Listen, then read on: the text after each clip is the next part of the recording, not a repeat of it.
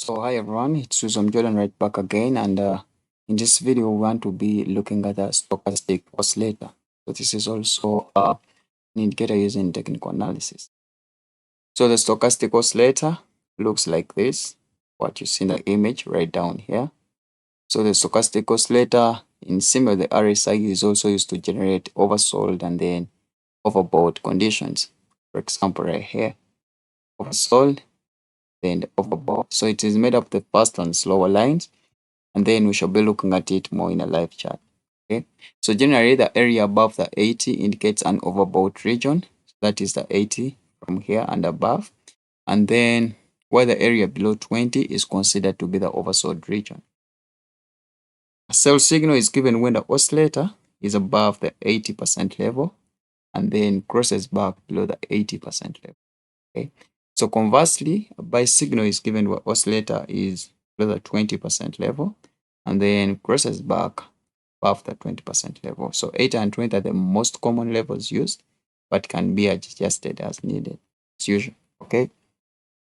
So a crossover signal occurs when the two lines cross in the overbought or the oversold region. So a sell signal occurs when the decreasing percentage K line crosses below the percentage D line in the overbought region. So we shall be seeing this on the live chart, okay? And then conversely, a buy signal occurs when the increasing percentage K crosses above the percentage D line in the oversold region. So divergences form when a new high or low in price is not confirmed with stochastic oscillator. So a bullish divergence forms when the price makes a lower low, but a stochastic oscillator forms a higher low. So this indicates less downward momentum that could foreshow a bullish reversal. So a bearish divergence forms when the price makes a higher high and the stochastic oscillator forms a lower high, and this shows less upward momentum that could foreshow a bearish reversal. So we are right now going to go into a live chart and then look at this stochastic oscillator. Okay. So right on the screen, you can see that you have an indicator, and this is called the stochastic oscillator. Okay. So if you don't have it on your chart, if you don't know how to start, you go to indicators, then go to oscillators, then go to stochastic oscillator. Okay. So when you click on the stochastic oscillator, it gives you a panel for settings. So parameters, you click on reset and then so that it can be on the default conditions. Then you have the colors, you can choose the colors you want. So the main and then the signal line is red. So every time the signal is above the green and below the green, that is when we get our signals. And then we have the levels. So levels are supposed to be 20 and 80, or you can add any levels you want. It can be with a 30 and 70. So visualization is always to all time frame. Okay, so the method normally simple is better because it reacts to the simple method because it reacts to price very slowly, but you can change to exponential, smooth, or linear weighted according to your desired results. Okay, so after that you click OK.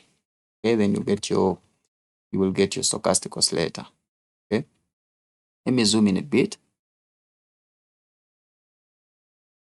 So we are saying that every time the price goes and hits below this level, that's a 20%, or the 20 level, the price becomes oversold. Then we are looking for a buy signal. And then above the 80%, the price is overbought, and then we are looking for a sell signal.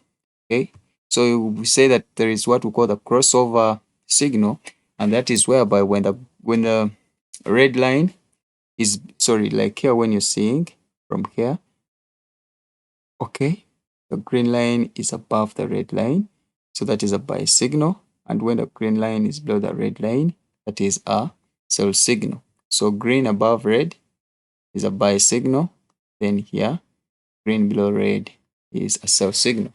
So those ones, they will change automatically irrespective of what you're using, but what you have to majorly focus on is this: when the price crosses below the desired levels you have set. Okay, so you can see that every time the market changes direction, even the oscillator also changes its directions. Okay, so for example right here, you can see that the stochastic oscillator hit above 70 right here.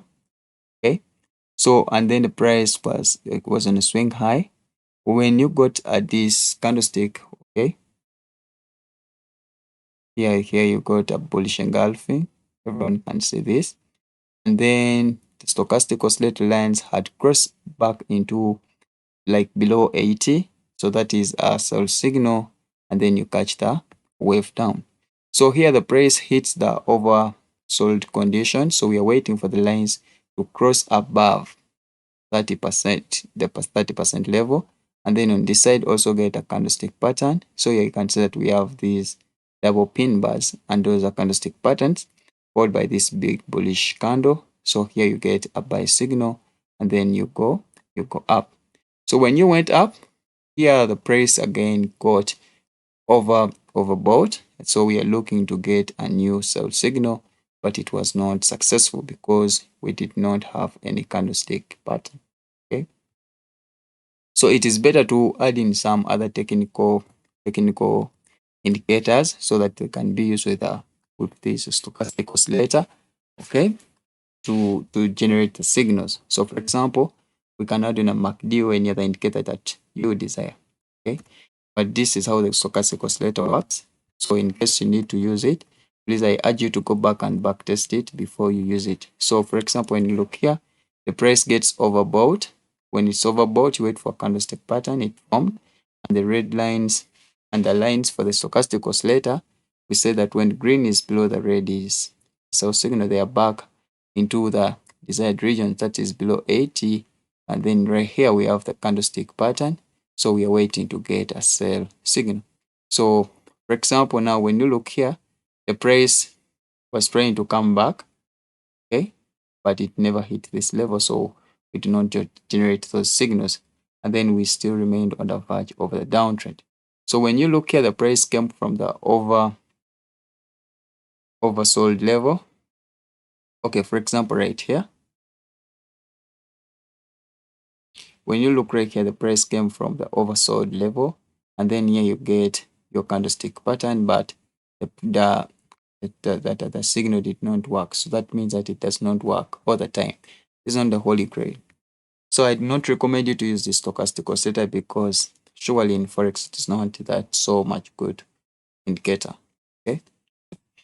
So the stochastics, that's how they work in case you come across them, but they are not an indicator you would love to use. Okay. And then overbought can remain overbought, and then oversold can remain oversold. So for example, when you look here, okay, the price is on a clear downtrend. Price is on a clear downtrend. And then here we have hit the oversold condition. So the price we expected to reverse right back here into the overbought region by new buying pressure. So we expected a new uptrend from here, but it never happened, and the price remained oversold. And then it continued to get a new downtrend. So oversold can always remain oversold, and then overbought can always remain overbought. So these are not some of the indicators we would use. And then still right here, you can see something happened. So we are seeing here that the price is oversold, but price still continues in its downtrend. So it remains oversold for a long time. Then the same thing right here, oversold, but does not reverse, it remains oversold.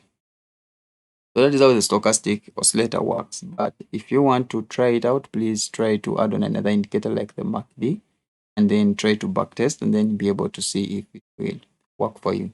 So that's the end of this video. Thank you so much for watching.